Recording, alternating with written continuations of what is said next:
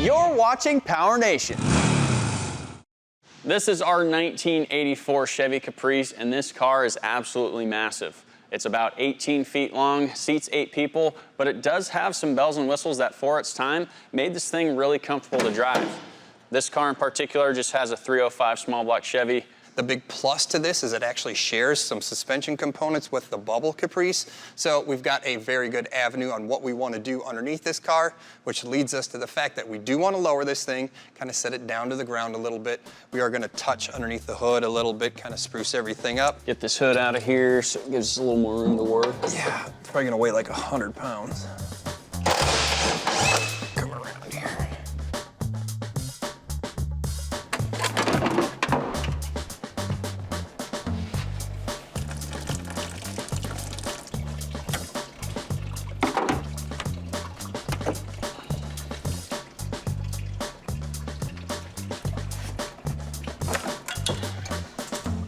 If you guys are working on a vehicle that has air conditioning, one thing to remember is that these systems are under an extreme amount of pressure. Now for us, it's not that big of a deal, solely because these lines are already loose. They're actually loose on the back of the compressor here, so we know there's no pressure in the system.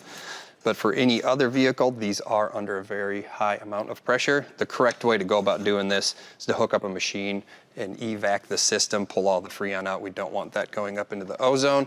But for us, again, it's not that big of a deal just because everything was loose. We're gonna get these lines out of the way so we can get the radiator out of the way. And then maybe at the end of this, we'll try to get the AC working again, but I'm gonna highly doubt it's gonna work. We're not too concerned about having air conditioning anyways.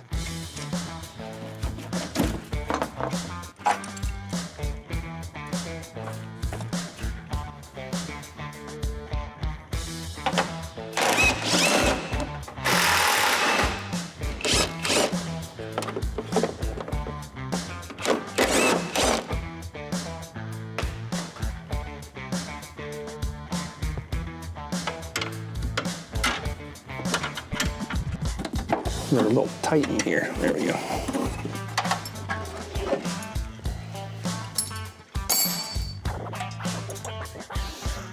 That moves a little bit.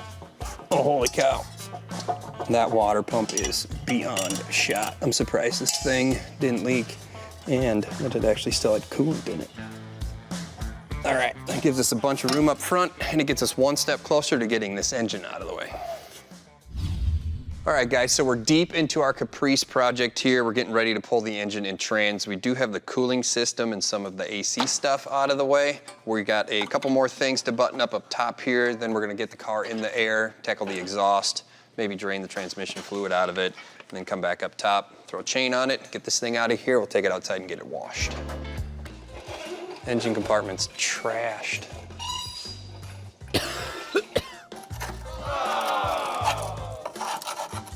All right, so we have the engine and transmission out of the Caprice. We did take this thing outside and cleaned it the best we could with the pressure washer. It's kind of hard to get to these tough to reach spots, especially when you have wheels on it, but we did clean everything up. So the idea here is to kind of take all this apart in big chunks. We're gonna work on getting the spindle, the brakes, the caliper, everything off in one big chunk, upper and lower control arms off in one big chunk. We're not gonna bore you guys with every nut and bolt that gets this car apart. God dang.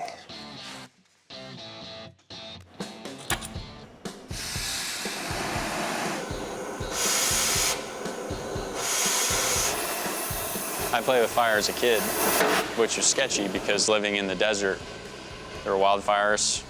Somehow I didn't catch my neighborhood on fire at any point. So pretty lucky, not very smart either. There, that one didn't even go kaboom. Unexciting. Oh no, is it spinning? Darn it. Oh, no. How long are these ball joints? I see you got yours off already. You showing off? Already done. I know. I'll slow button it over here. Here, see? Jeepers. So, ready? Yeah. All right, so back up front, we're gonna start installing all of our new suspension pieces. We did take the time and kind of cleaned up the chassis a little bit more now that everything's out of the way, and we hit it with a fresh coat of paint. Now, as far as all of our suspension parts that we're gonna be installing, we got all of this stuff from Duralast, and they have a bunch of advantages to running Duralast stuff. Now, when it comes to upper and lower control arms, one of the big advantage here, the fact that they have the bushings already installed and they have the ball joints already installed. But before I install these, we're actually gonna install the motor mounts for a very specific reason. So the reason why we're doing this is because GM, when they designed motor mounts, cross members and such, they did it so you actually have the nuts or the bolts buried in the cross member itself, and they're a bugger to get to unless the lower control arm's out of the way, which is awfully helpful that ours is out of the way now. So now's the time to do this before we put all of the suspension back in it.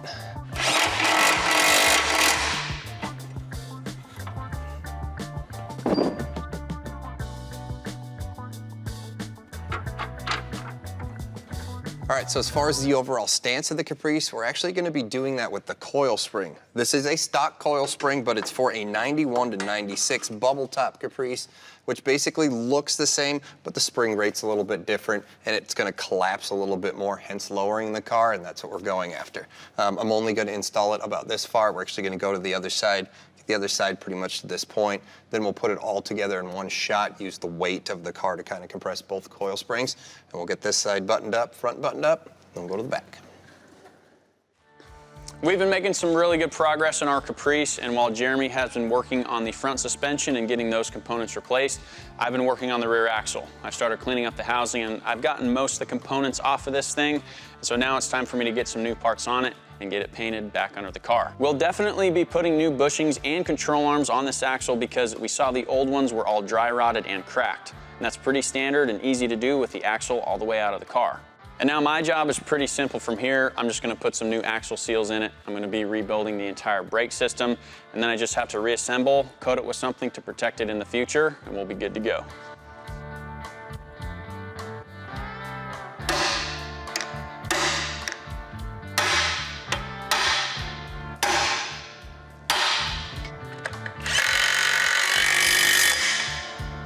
The axle back in here. Make sure you lubricate the seals before as well.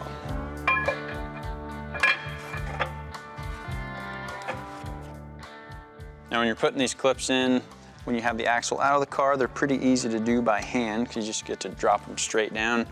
But if you're doing it under a car, they tend to be a little more tricky because they want to fall out. So if you use a magnet, you kind of get it set in place and then pull the axle to kind of release it from the magnet.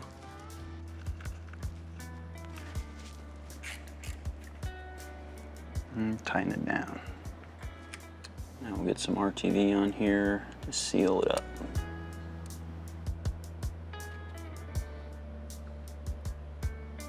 Now we'll get them tightened down.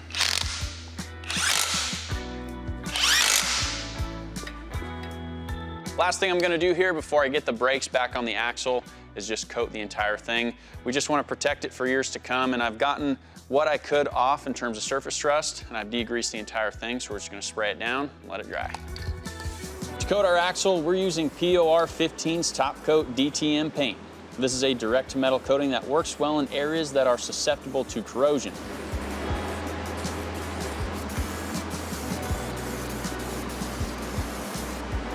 Our axle looks pretty good, and we have everything coated, and now it's time to rebuild the drum brakes. And to do so, we've got some Duralast parts, including this drum brake all-in-one kit, which includes all the springs and the pins and everything you need to rebuild them.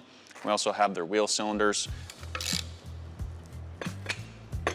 Just put a tiny bit of grease here on the flat spots on the back plate just to make sure the shoes can slide and operate like they're supposed to.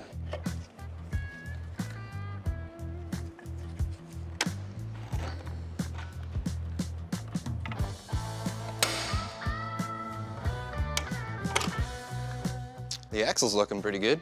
Yeah, I got this side done. I'll put the brakes on the other side, and then we still have to put bushings and control arms on this thing, but we'll be pretty much wrapped up after that. Now you're probably wondering what's going on behind me. Well, we also pulled out the tired old 305 that was lacking in the horsepower department, plus was having a hard time moving around this 4,000-pound station wagon. And when the guys over at Edelbrock caught wind of that, they wanted to send us a brand new 350 cubic inch small block Chevrolet. And this thing is really awesome because it's 100% brand new, fully assembled with the best quality parts from the block up. This is a high quality entry-level hot rod engine, making 430 horsepower and 420 pound-feet of torque with their ProFlow 4 EFI system, calibrated specifically to this engine. And on top of all that, it has great street manners and has a great sound. And since our Caprice Wagon had a small block in it, this thing should fit like a glove.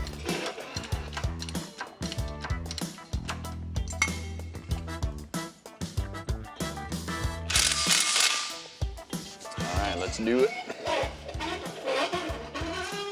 Oh, you just make it. Yeah, there we go. That works. Stop. Can you see that side? Yeah. What's that side look like? Oh, here we go. All right, all good. Get the hoist out of here. Yeah, we'll get it up in the air and get the transmission on it then.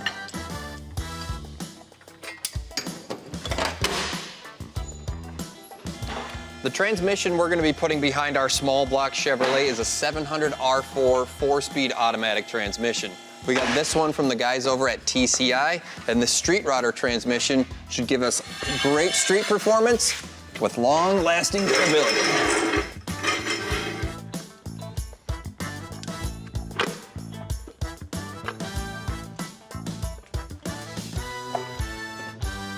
All right, gotta tilt it Which way? my way. Oh, then you Probably go down. let me find the pedal. Oh, wait, now go up. I gotta go down on my side though, so I'm in right now actually on the Okay, but give me like half a step on the pedal. up. Yeah. Yep.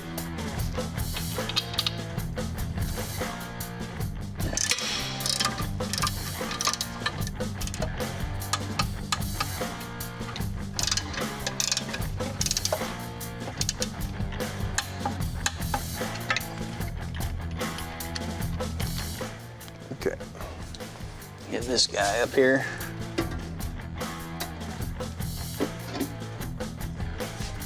Line the sun up.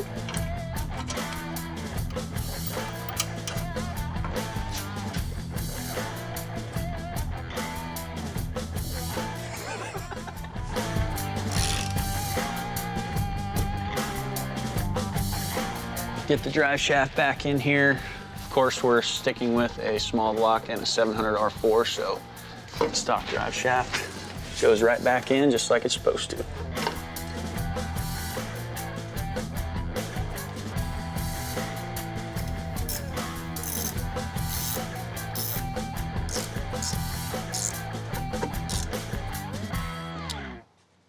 Moving right along on our Caprice Wagon, it's time to tackle the fuel system.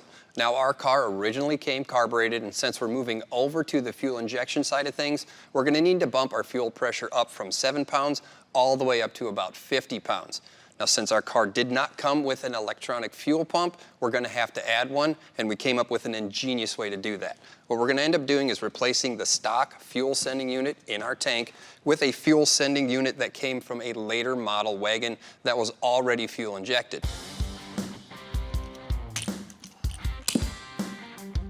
Once we get the fuel pump out of the way, and since it's a little easier to work with the sending unit, we'll go ahead and put on our adapter fittings.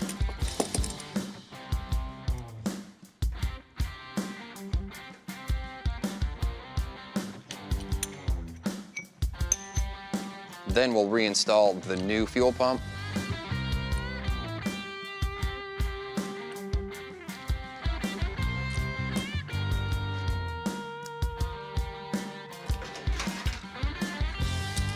Install it back in the tank.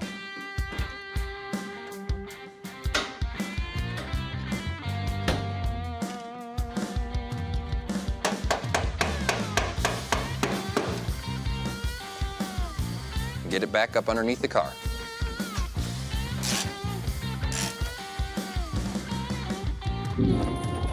All right, so we have the car down on the ground and the fuel system is pretty much buttoned up. We went ahead and mounted the fuel pressure regulator over there on the passenger side inner fender. So now it's time to move on to the wiring.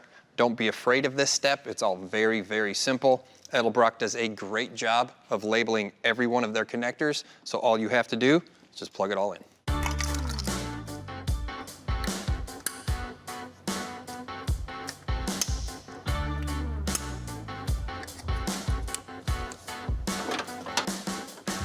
That will wrap up the wiring. Next on the list is the exhaust system. So I'll get these headers on here and we'll start working our way back.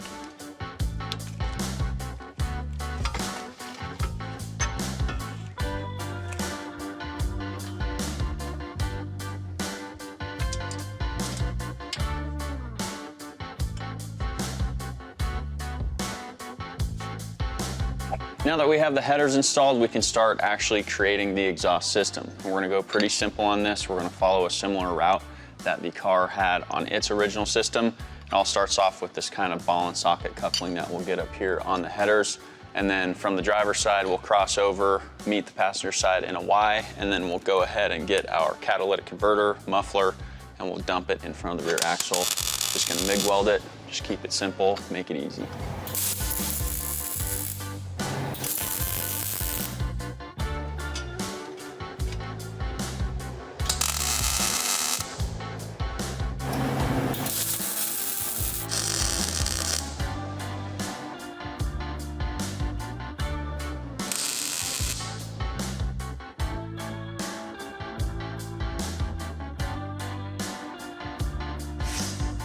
One of the things that we're gonna make sure our engine does as it runs down the road is stay nice and cool. And to pull that off, we're gonna be installing a brand new radiator that we got from Duralast. Duralast designs their products to ensure exact fit, form, and function, and this is an easy drop-in installation. And since our Caprice has air conditioning, it has a thicker core, plus it also has an automatic transmission, so it comes with the ports on the side tank so we can hook up the cooler lines. And since it's an exact fit for our Caprice, our radiator hoses go right on. All right, Jimmy, fluids are all topped off. I even primed the fuel system, so it should fire right up. We'll see how it runs here once. Yeah,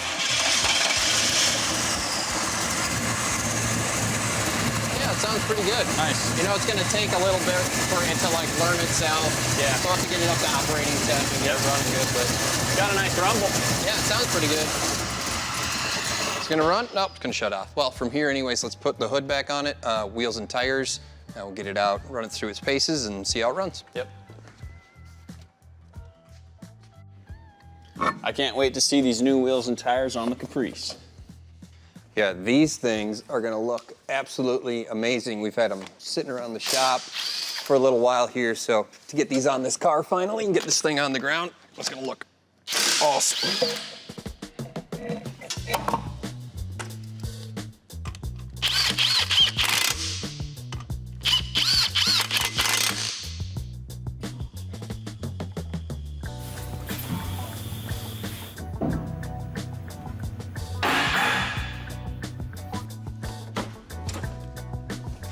I gotta get in it goofy because there's no working door handle on that side.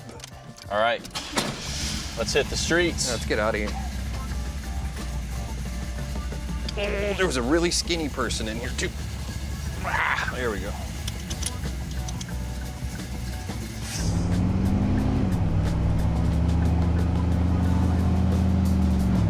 Just a positive engagement. Yep, perfect shift. Take that. Or is that a GT4?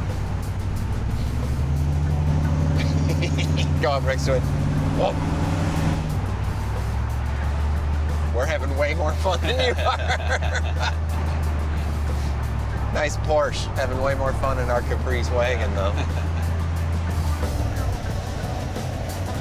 Good brakes. Yep. Steers nice. Goes down the road straight. Floats. Shifts good. Runs good. Comfortable has good seats. Come on. Yeah, I don't know what more a guy could ask for. Check every box. Yeah. People think your car's cool.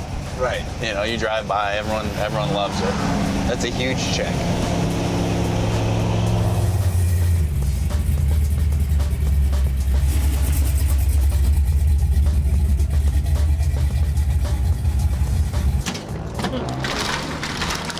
Barry, well, we have another one for you, but we decided to bring it to you this time. Fantastic. We appreciate that. You guys gave us a great idea. We've got some killer samples in here on the table. Can't wait to show you what we've got. Cool. Let's go take a peek at them, and then we're just going to let you guys get at it. Awesome. Let's go. Yeah, let's see it. Come take a look at what I got. All right, let's see this. Okay. So I built this kit a long time ago for a Jeep Wagoneer, but they were different. They were a lot of color in those. Every panel on a Jeep Wagoneer is framed in with a different kind of trim, so they were light, dark, light, dark, light, dark. So I adapted it to get a solid wood grain across the entire body of the car, but also kept these little strip pieces in case we want to do some kind of cool little trim around the top and down the sides. But just like break it up a little. Yeah, but you can see how rich the wood grain is going to really be. I think it looks real. Yeah, it really does. Besides it being on the screen. It really does. It's really sharp. So you got to print this out, then you do that here. Yep, so we'll print this. We do everything in-house here. We'll send this to the printer. Once it's printed, we'll laminate it. Then it's ready to install.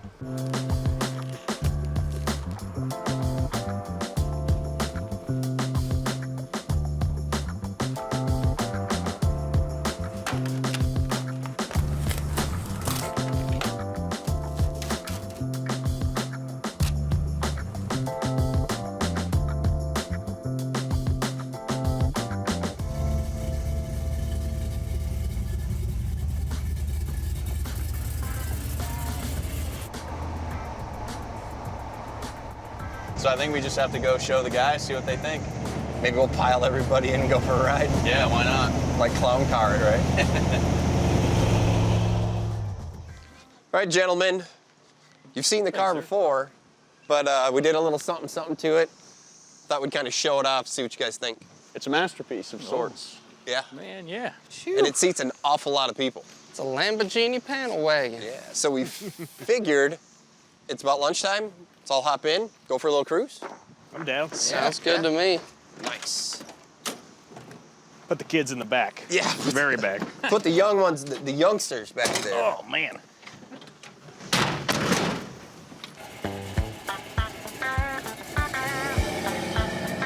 Is that a check engine light?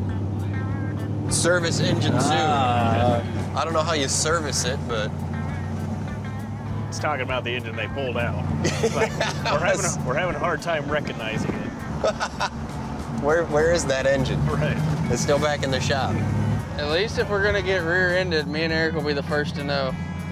And the first to go. Have to definitely say favorite part of the car is the chop. Just that da-da-da-da-da-da-da-da. And the fact that you can put 6 dudes in the car. I know, we've got an extra 1,000 pounds at least. Why's it gotta be dudes? Dude, hey man, you can put whoever you want. I'm, all encompassing, Joel. Everybody is welcome. I even thought you could lay the seats and everything lay down flat. You could actually use it as like a pickup truck. I think you need to do just cut the whole top out of it and then do one of those like vinyl snap down roofs. Oh, so yeah, then you that'd can be just really peel cool. the whole thing back and have open top. Of course. How selfish of us. Let's do everything that Peyton wants to do. That's right. Well, Do one of those, what do they call it? The sunroofs that run like the full length of the roof. Yeah. Sliding top. Mm-hmm. Like on the Crown Vic ones. Yeah. Yep. that was a dumb idea when it was my idea. See, now you're getting it. Yeah. I don't know, this is one hell of a grocery getter though. This car, I think, is a prime example of how big of a difference stance and wheels and tires can change an entire project. Really? Like, even the attitude of it. Oh yeah, totally. This thing was pretty hideous when you got it. It's pretty nuts how you can do a lot of things, put an engine and trans in it and make it perform, but when you visually change the stance of something, Yeah. you can take it from this like family truckster grocery getter to like almost a hot rod style now. It's got some style. And wheels and tires are relatively cheap Right. for the things that you can do. Right. Mm-hmm. And the wrap, I think that was probably the most drastic thing we did, really. Make it a little unique. Yeah, it encompassed the entire project. It was just that little cherry on top of the sundae it needed. I'm a fan. We need a fan. You need a fan? You got no air moving back there? I want to say I really appreciate you guys having it at an exact 72 degrees in here like I requested. Right. Once around the park, Bitterman, I'd Yeah. like to see the wildlife. I think maybe that's the next thing we should do is get the AC working in it. Yeah, that'd Figure be out good. something to do with the headliner. Yeah. Get some carpet in it. I like the seats though. I wouldn't touch the seats. They're very comfy. That's the beautiful part of a project car. They're never actually really 100% done. Right, yeah. It looks so good as you watch it go through like the windows and see the reflection. It's definitely quite a bit lower with all of us in here. Yeah. You know, riding back here, you don't know where you're going, but you know where you've been. Yeah. I'd be so sick by now, I'd be yakking right out of the back. Yeah, I know what No, it's actually surprisingly smooth back here. Hey, look, kids, Big Ben, Parliament. Yeah, take pictures. Next stop, Wally World. Sorry, folks, park's closed. Come on, Jimmy, gas pedals on the right. You ain't got nothing if you can't drift this around the roundabout with 6 guys in here. Well, I guess I'll just make another circle. We'll just make one more loop. I'm getting a little sick now. I see why NASCAR made the oval bigger. This is a little annoying. And the car's much faster, too.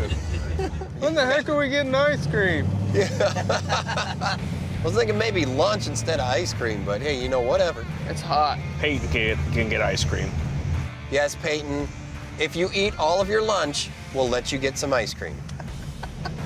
As long as they have dino nuggets.